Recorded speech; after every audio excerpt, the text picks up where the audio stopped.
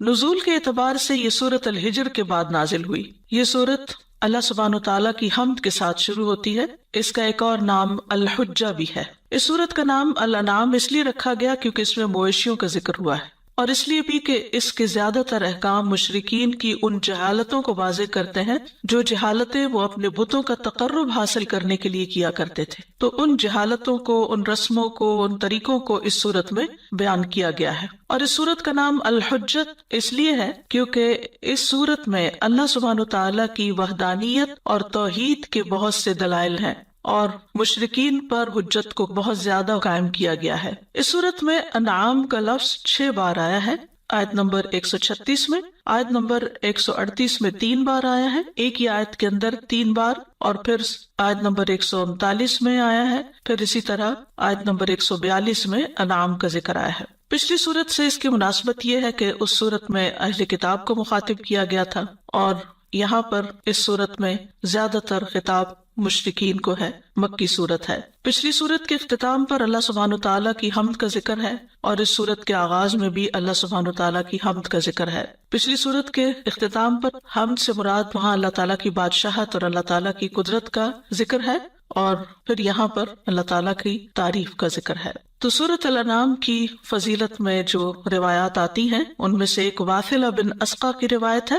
وہ کہتے ہیں کہ نبی صلی اللہ علیہ وسلم نے فرمایا، مجھے تورات کی جگہ السبع الطوال دیا گیا ہے، یعنی 7 طویل صورتیں جن کا آغاز سورۃ البقرہ سے ہوتا ہے، اور زبور کی جگہ المئین، مئین کا مطلب ہے جو 100 آیات اور اس سے لگ بھگ آیتوں پر مشتمل ہے، اور انجیل کی جگہ المثانی دی گئی، اور مفصل صورتوں کے ساتھ مجھے فضیلت دی گئی ہے جو قرآن مجید کے آخر میں آتی ہے۔ حضرت عائشہ رضی اللہ تعالی عنہا سے روایت ہے کہ رسول اللہ صلی اللہ علیہ وسلم نے فرمایا، جس نے قرآن کی پہلی 7 صورتیں سیکھ لیں وہ عالم ہے۔ یعنی الحمدللہ جو لوگ شروع سے سورۃ الفاتحہ سے لے کر پھر البقرہ، آل عمران اور ان صورتوں کو اچھی طرح پڑھ رہے ہیں، سمجھ رہے ہیں، ان کا ترجمہ یاد کر رہے ہیں، اور خاص طور پر جو لوگ باقاعدہ کورس کی شکل میں اس کو کر کے اسائنمنٹس بھی کرتے ہیں، تو یہ ان کے لیے ایک خوشخبری کی بات ہے، کیونکہ ان صورتوں کے پڑھنے سے اور ان کے احکام کو یاد کرنے سے انسان کے دین میں پختگی آتی ہے۔ تو ہماری کوشش یہی ہونی چاہیے کہ ہم قرآن مجید کا مطالعہ صرف کلاس کے لیکچر کے سننے کی حد تک نہ کریں، بلکہ اس کے بعد گھر جا کر اس کو دوبارہ بھی پڑھیں، اس کے ترجمے کو یاد کریں، اس کے معانی کو سمجھیں، اور جہاں پر اشکال ہو اس کو دوبارہ پوچھیں بھی، تاکہ زیادہ سے زیادہ اچھے طریقے سے قرآن مجید پر غور و فکر اور تدبر کیا جا سکے، اور اس کا مقصد بھی یہ ہے کہ انسان اس پر عمل کر سکے۔ قرآن مجید میں 5 صورتیں الحمدللہ کے ساتھ شروع ہوتی ہیں، سورۃ الفاتحہ، سورۃ الانعام، سورۃ الکہف، سورۃ سبا اور فاطر۔ تو آئیے ہم شروع کرتے ہیں اللہ کے نام سے۔ ارشاد باری تعالیٰ ہے، سب تعریف اللہ کے لیے ہے جس نے آسمانوں اور زمین کو پیدا کیا، اور اسی نے اندھیروں اور روشنی کو بنایا۔ پھر وہ لوگ جنہوں نے کفر کیا وہ اپنے رب کے ساتھ دوسروں کو برابر قرار دیتے ہیں۔ سورت کا آغاز الحمدللہ سے ہو رہا ہے۔ الحمدللہ، سب تعریف اللہ کے لیے۔ اس میں سب سے پہلے ال آتا ہے، اور مفسرین کہتے ہیں کہ یہاں ال استغراق کے لیے ہے۔ استغراق کا مطلب یہ ہے کہ ہر اعتبار سے تمام قسم کی حمد اللہ عز و جل کے لیے ثابت ہے۔ جیسے کوئی چیز غرق ہو جاتی ہے نا تو پورے اطراف سے ڈھانپ لی جاتی ہے، اور اللہ کے اس فرمان للہ میں لام یا تو اختصاص کے معنوں میں ہے، یعنی اللہ ہی کے لیے خاص ہے، یا استحقاق کے لیے ہے، یعنی حمد کا حقدار اللہ ہی ہے صرف۔ اور ان دونوں معنوں میں کوئی تضاد نہیں ہے، یعنی ہم یہ بھی کہہ سکتے ہیں کہ ساری تعریفیں اللہ ہی کے لیے خاص ہے اور اللہ ہی ان کا حقدار ہے، یعنی اللہ سبحانہ و تعالیٰ کے علاوہ باقی جو مخلوق ہے اس کی اگر کوئی تعریف کی جاتی ہے تو وہ جزوی وقتی، لیکن اس کے اندر وہ معنی شامل نہیں ہوتا جو اللہ تعالیٰ کی حمد کے لیے ہوتا ہے۔ بندوں کے لیے یا مخلوق کے لیے جب تعریف کا لفظ استعمال ہوتا ہے تو حمد کا نہیں ہوتا، وہ مدح کا ہوتا ہے۔ تو حمد اور مدح میں بھی فرق ہے۔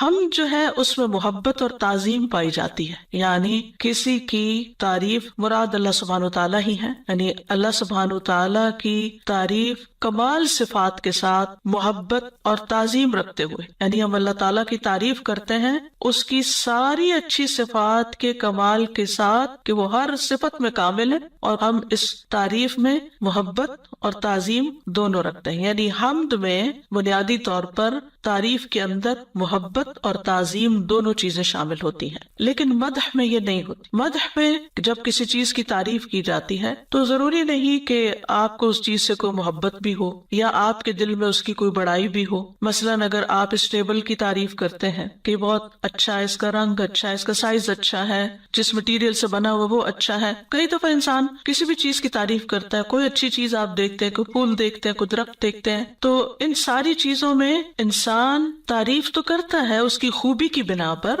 لیکن اس میں محبت شامل نہیں ہوتی یا تعظیم نہیں ہوتی۔ ویسے ہی تعریف ہوتی ہے کہ کوئی چیز اچھی لگ رہی ہے، لیکن حمد کے لیے ضروری ہے، حمد کے لیے کیا ضروری ہے کہ اس میں محبت بھی پائی جائے اور تعظیم بھی پائی جائے۔ اگر ہم زبان سے خالی کہتے رہتے ہیں سب تعریف اللہ کے لیے ہے، لیکن نہ دل میں محبت ہے اور نہ ہی اللہ کی عظمت کا احساس ہے، تو یہ ادھوری تعریف ہے۔ تو آپ دیکھیے کہ عربی زبان کے اندر ایک گہرائی بھی ہے، وسعت ہے، فصاحت و بلاغت ہے کہ تعریف کے لیے دونوں لفظ جن کے روٹ ورڈز ایک ہی جیسے ہیں، ہا میم دال، اور وہاں میم دال ہا آگے پیچھے حرف ہو گئے ہیں، لیکن دونوں کے ایک جیسے حروف ہونے کے باوجود حروف کی ترتیب مختلف ہے اور ترتیب کے مختلف ہونے سے معنی بھی مختلف ہو گئے ہیں، اور ان دونوں میں جو نسبت ہے وہ عموم اور خصوص کے اعتبار سے بھی ہے۔ یعنی ہر حمد مدح کہلاتی ہے، لیکن ہر مدح حمد نہیں ہوتی، یعنی ہر تعریف حمد نہیں کہلاتی، لیکن ہر حمد جو ہے اس کے اندر مدح پائی جاتی ہے۔ بعض اوقات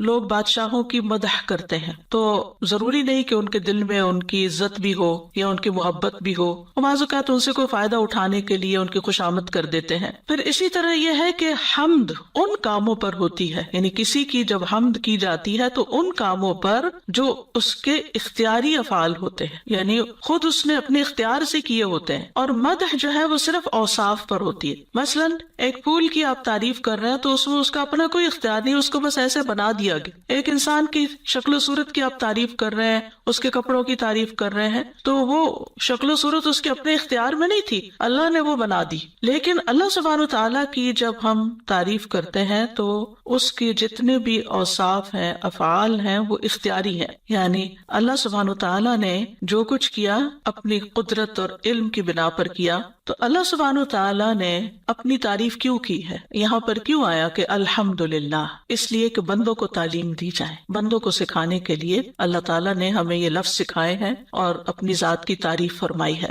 الحمدللہ الذی خلق، یعنی سب تعریف اللہ سبحانہ و تعالیٰ کے لیے ہے جس نے پیدا کیا، خلق یعنی ایجاد کیا، پہلے نہیں تھا۔ کیا؟ السماوات والارض، آسمانوں اور زمین کو، یعنی ویسے تو ہر چیز اللہ تعالیٰ کی بنائی ہوئی ہے، لیکن یہاں آسمانوں اور زمین کا ذکر کیوں ہے؟ جیسے سورۃ الفاتحہ میں رب العالمین کا ذکر ہے، عالمین، کیونکہ جب ہم آسمانوں اور زمین کا ذکر کر دیتے ہیں تو اس میں ساری چیزیں شامل ہو جاتی ہیں جو مخلوقات میں سے ہمیں نظر آتی ہیں، یعنی جو کچھ بھی تم دیکھتے ہو، تم جس چیز سے بھی فائدہ اٹھاتے ہو، وہ ساری کی ساری بڑی چیزیں ہوں یا چھوٹی، ان کا پیدا کرنے والا اللہ ہی ہے۔ گویا جس زمین پر تم بیٹھے ہو اور جس آسمان کی چھت کو تم دیکھتے ہو، یہ سب اسی کا ہے، اس لیے سب تعریف اسی کی جس نے ان سب کو بنایا۔ خلق السماوات والارض، اور کیا بنایا؟ وجعل الظلمات والنور، اور اندھیروں اور روشنی کو بنایا۔ جعل، وہاں خلق کا لفظ ہے، یہاں جعل کا لفظ ہے،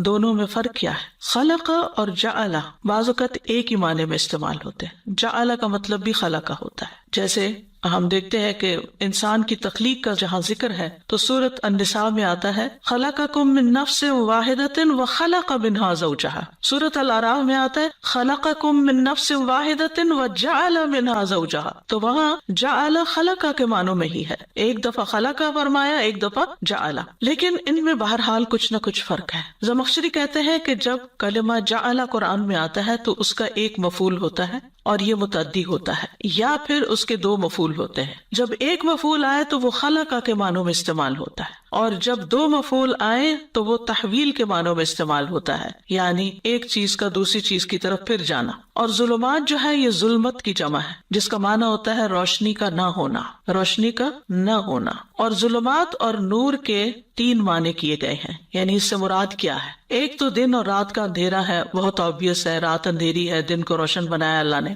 اور ظلمات سے مراد کفر اور نور سے مراد ایمان بھی لیا گیا ہے۔ پھر اسی طرح قتادہ کہتے ہیں کہ اللہ نے نور سے پہلے اندھیروں کا ذکر کیا ہے، کیونکہ اللہ نے اندھیروں کو نور سے پہلے پیدا کیا، اور ظلمات زیادہ ہیں اور نور ایک ہے، اس کو مفرد بیان کیا گیا کیونکہ اندھیرے زیادہ اور عام ہوتے ہیں اور نور ایک ہی ہوتا ہے۔ جتنے بھی اندھیرے ہوں ان کو ایک نور مٹانے کے لیے کافی ہوتا ہے۔ تو اللہ سبحانہ و تعالیٰ نے جو اندھیرے اور نور پیدا کیے، تو اس سے مراد کیا ہے؟ رسول اللہ صلی اللہ علیہ وسلم نے فرمایا، بے شک اللہ عز و جل نے اپنی مخلوق کو اندھیرے میں پیدا کیا، پھر اسی دن ان پر نور ڈالا، جس پر وہ نور پڑ گیا وہ ہدایت پا گیا، اور جس پر وہ نور نہ پڑا وہ گمراہ ہو گیا۔ عمرو بن عاص کہتے ہیں، اسی وجہ سے میں کہتا ہوں کہ اللہ عز و جل کے علم کے مطابق قلم خشک ہو چکے ہیں، یعنی جو بندوں کی اس نے تقدیر بنائی، اور یہ اس کی حکمت ہے کہ اس نے کس کو نور سے نوازا اور کس کو نہیں۔ پھر اسی طرح بعض اور لوگوں نے بھی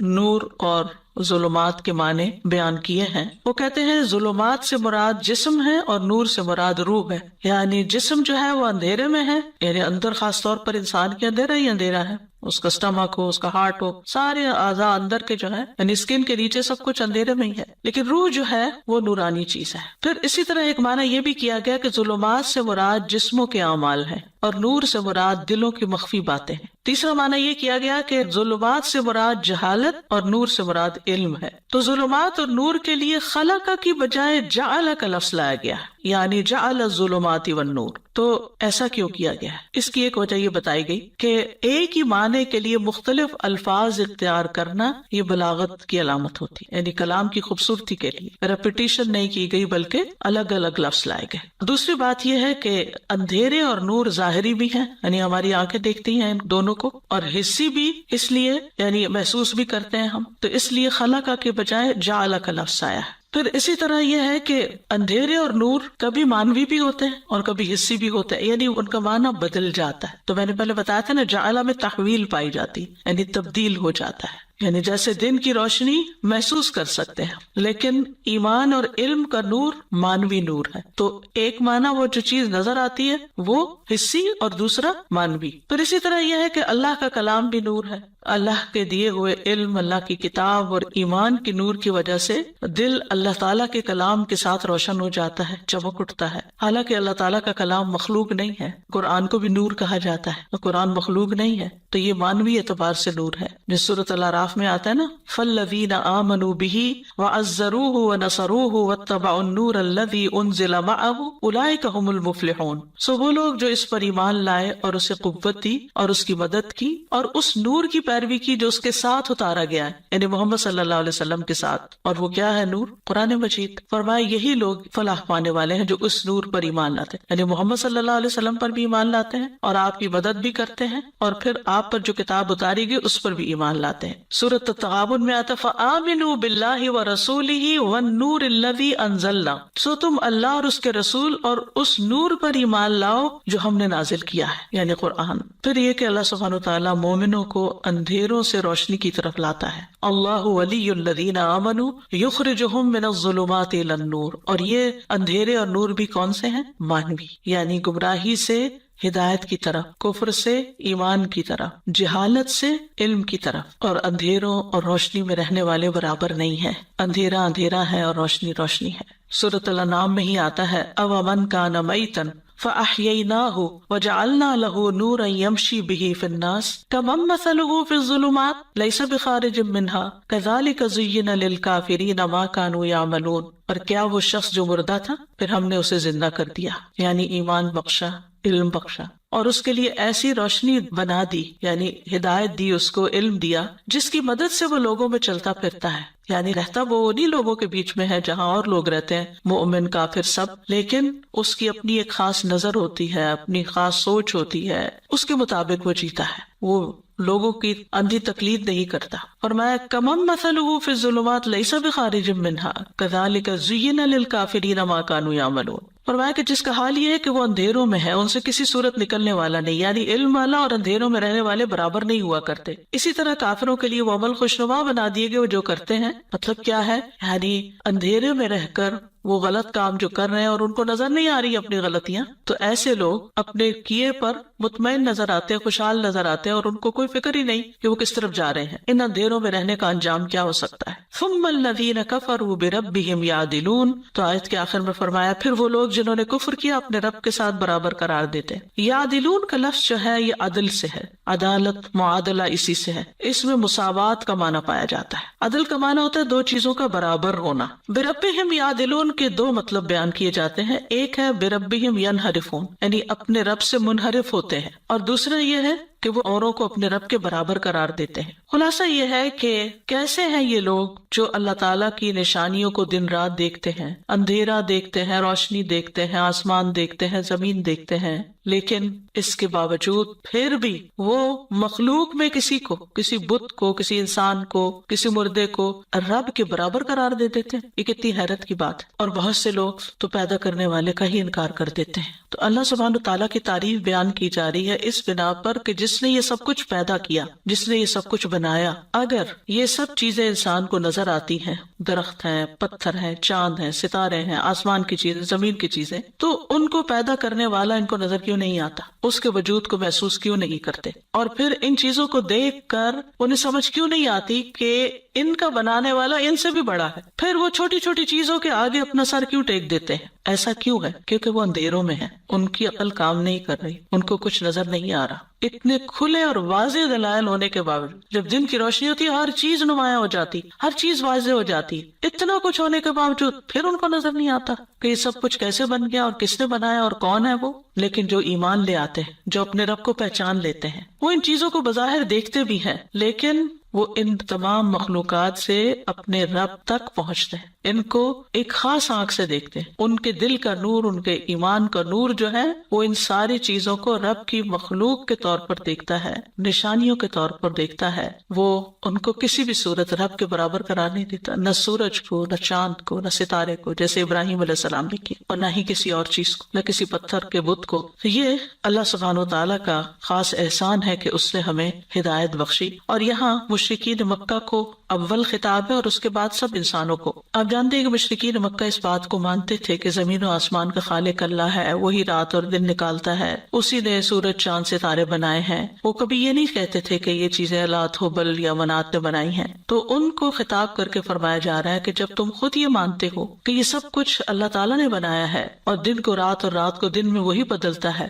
تو پھر تم کسی اور کے آگے جا کے سجدہ کیوں کرتے ہو؟ ان کے آگے نظر نیاز کیوں چڑھاتے ہو؟ اپنی قربانیاں وہاں جا کے کیوں کرتے ہو؟ ان سے کیوں دعائیں مانگتے ہو؟ ان کے سامنے اپنی حاجتیں کیوں پیش کرتے ہو؟ جب سب کچھ کرنے والا وہ ہے تو پھر تمہاری عبادت کا مستحق بھی وہی ہے۔ تو جو شخص اللہ کو خالق مانتا ہے اسے چاہیے کہ پھر وہ اللہ کی حمد و ثنا بھی کرے، اللہ کی تعریف بھی کرے، اللہ کی عبادت بھی کرے۔ حمد میں پہلا درجہ یہ ہوتا ہے کہ انسان خالق کی کوئی بھی نشانی جب دیکھے، اپنے رب کی کوئی بھی نشانی دیکھے تو اس کا دل رب کی عظمت سے بھر جائے۔ اب دیکھیے کہ ایک وہ نشانیاں ہیں جو ہم اپنی نیکڈ آئی سے دیکھتے رہتے ہیں، سورج نکلتا ہے، روز نکلتا ہے، وہ ہمارے لیے پھر نشانی بھی نہیں رہتی۔ کبھی کبھی چاند دیکھتے ہیں، فل مون دیکھتے ہیں، تھوڑا سا اٹریکٹ ہوتے ہیں، اگلے دن وہ چھوٹا ہو جاتا ہے، پھر کم ہو جاتا ہے، پھر غائب ہو جاتا ہے، پھر توجہ ہی ہٹ جاتی ہے۔ لیکن اس وقت جتنے علمی انکشافات ہو چکے ہیں اور سائنس جس طرح ترقی کر رہی ہے اور جو کچھ آسمانوں میں وہ دیکھ رہے ہیں، وہ کہتے ہیں کہ صرف ہماری کہکشاں صرف ایک ہی ہے، اور اس جیسی ملینز آف ملینز کہکشائیں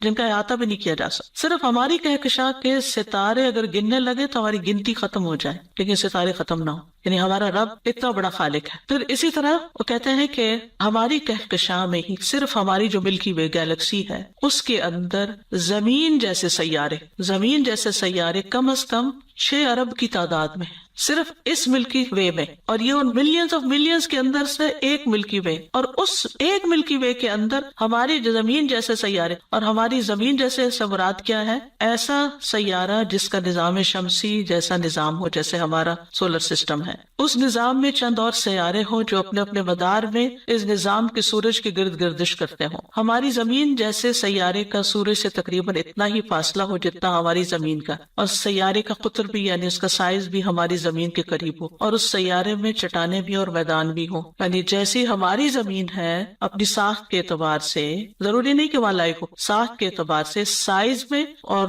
اس کے جو میک ہے اس میں، اور پھر سولر سسٹم کے اندر، اور پھر اس کا سورج سے اتنا ہی فاصلہ، اس اعتبار سے 6 ارب اور سولر سسٹم کہہ لیں اور زمینیں کہہ لیں یا سیارے کہہ لیں، اور جو ہماری گیلیکسی ہے نا اس کا سائز ایک ڈاٹ کی طرح سمجھیں ساری گیلیکسیز کے اندر، اور اس میں پھر ہمارا سولر سسٹم ایک ذرے کے برابر. تو آپ دیکھیں ہماری زمین کہاں جاتی ہے، پھر اس میں ہم کہاں ہیں اور ہم کیا چیز ہیں جو اس زمین کی مٹی سے بنے، پھر بھی اتنا کبر کہ اپنے رب کو نہ پہچانے اور اس کو نہ جانے. بہرحال اگر آپ لوگ اس میں انٹرسٹڈ ہو تو آپ ضرور اس چیز کا مطالعہ کیا کریں کہ اللہ سبحانہ وتعالیٰ نے کیا کچھ بنایا. اور یہ تو 2020 کی اپڈیٹ تھی جس سے میں نے لیا ہے، اس کے بعد بھی کئی چیزیں مزید سامنے آ چکی ہیں، اور جس طرح خلا میں تحقیقات ہو رہی ہیں مستقل طور پر، ایسے انکشافات ہو رہے ہیں کہ انسان کی عقل حیران ہو جاتی. یعنی ہماری تو عقل میں وہ چیزیں آ بھی نہیں سکتی کہ جو کچھ اللہ سبحانہ وتعالیٰ نے بنایا ہے. تو اگر ستاروں کو گنتے ہوئے ہماری گنتی ختم ہو رہی ہے تو پھر اللہ سبحانہ وتعالیٰ کی ذات ہمارے ادراک میں کیسے آ سکتی؟ لا تدرکہ الابصار، تم اس قابل ہی نہیں کہ اس کو دیکھ سکو، تمہارے اندر وہ کیپیسٹی ہی نہیں کہ تم اس کو دیکھ سکو، لیکن اس کی نشانیاں ہر طرف تمہیں نظر آ رہی. خلق السماوات والارض، اس لیے اس کو پہچانو. تو سورت کے شروع میں سب سے پہلے اللہ تعالیٰ کی پہچان کرائی گئی ہے اور کائنات کی نشانیوں کے ذریعے توجہ دلائی گئی ہے کہ تم اس کی تعریف. تو آسمان و زمین کی تخلیق کی ابتدا اور انتہا میں اللہ ہی کی تعریف ہے، اسی لیے ابتدا میں بھی خلقہ کے ساتھ بھی حمد ہے، اور جب یہ سب کچھ ختم ہو جائے گا تو کیا ہوگا؟ سورۃ زمر کے آخر میں آتا ہے وَتَرَى الْمَلَائِكَةَ حَافِّينَ مِنْ حَوْلِ الْعَرْشِ يُسَبِّحُونَ بِحَمْدِ رَبِّهِمْ وَقُضِيَ بَيْنَهُمْ بِالْحَقِّ وَقِيلَ الْحَمْدُ لِلَّهِ رَبِّ الْعَالَمِينَ. جب سارا کچھ ختم ہو جائے گا، یعنی تخلیق ہوئی تو حمد، اور جب سب کچھ ختم ہو جائے گا تو بھی اللہ کی حمد ہوگی. كُلُّ مَنْ عَلَيْهَا فَانٍ، ہماری کوئی ہستی نہیں ہے، ہم کچھ نہیں ہے.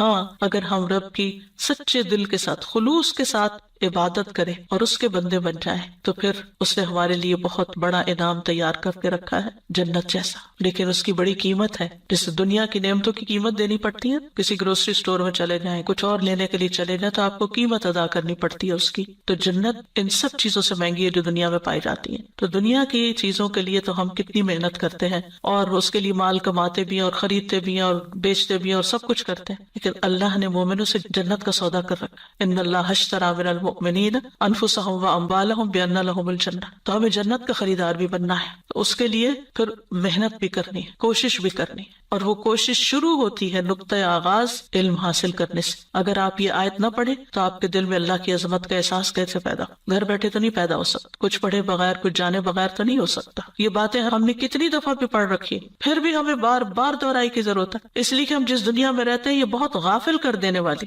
ہم صرف مادی چیزوں کو دیکھتے رہتے ہیں اور انہی میں کھو جاتے ہیں. تو یاد رکھیے جو کچھ بھی اللہ نے پیدا کیا ہے تو پہلا نقطہ کیا ہے کہ ہمارے دل میں اس کا احساس پیدا ہو. اللہ اکبر، بے اختیار نکلے اللہ اکبر، یہ اللہ نے بنایا ہے، اتنا کچھ بنایا ہے، ایسا ایسا بنایا ہے، اور ہمارا دل محبت سے بھر جائے اور اس کی عظمت سے بھر جائے. یہ حمد ہے. پھر یہ کہ ہماری زبان بولنا شروع کر دے اس کی تعریف میں. ہم لوگوں کی تعریف کرتے ہوئے، چیزوں کی تعریف کرتے ہوئے، اپنی تعریف کرتے ہوئے نہیں تھکتے، لیکن اللہ کی تعریف کتنی کرتے ہیں، کیا بولتے ہیں، کتنا بولتے ہیں، کتنی تسبیح کرتے ہیں، کتنا ذکر کرتے ہیں. اور وہ ذکر بھی کرتے ہیں تو صرف زبانی گردش کرتے رہتے ہیں، دھیان کہیں اور ہی ہوتا ہے. تو یہ اگلا درجہ ہے. پہلا درجہ ہے محبت اور تعظیم کا، اگلا درجہ اس محبت کا اظہار زبان سے کرنا، اور تیسرا درجہ کیا ہے کہ ہم اس کے اظہار کے لیے پھر اپنے قدم اٹھا کے نیکی کے کام کی طرف بڑھیں.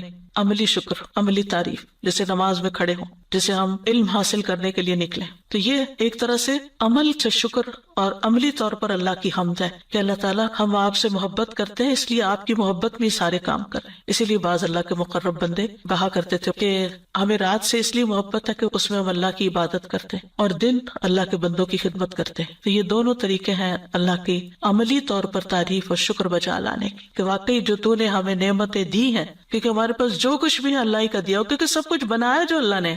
تو سب سے پہلا تو حق اسی کا نا جو اس کا اونر ہے، خالق مالک مدبر. تو پھر جب سب کچھ دیا اس نے ہے تو سب سے زیادہ پھر لحاظ بھی اس کا، جھکنا بھی اس کے آگے، تعریف بھی اس کی، شکر بھی اس کا. اور پھر یہ کہ اس بات پہ تعریف کہ وہ ہر نقص اور عیب سے پاک ہے اور اس کے بارے میں دل میں کوئی بدگمانی بھی نہ ہو ہمارے. اس کے فیصلوں پر بھی ہم راضی، اور جو جسمانی روحانی نعمتیں اس نے عطا کی ہے سب پر تعریف، یعنی صرف کھانے پینے کی نعمتوں پر ہی نہیں بلکہ قرآن کی نعمت پر، دین کی نعمت پر، ایمان کی نعمت پر، علم کی نعمت پر، علم کی مجالس کی نعمت پر، ان سب چیزوں پر بھی اللہ سبحانہ و تعالیٰ کا شکر۔ الحمدللہ الذی انزل علی عبدہ الکتاب، سب تعریف اللہ کے لیے جس نے اپنے بندے پر کتاب اتاری۔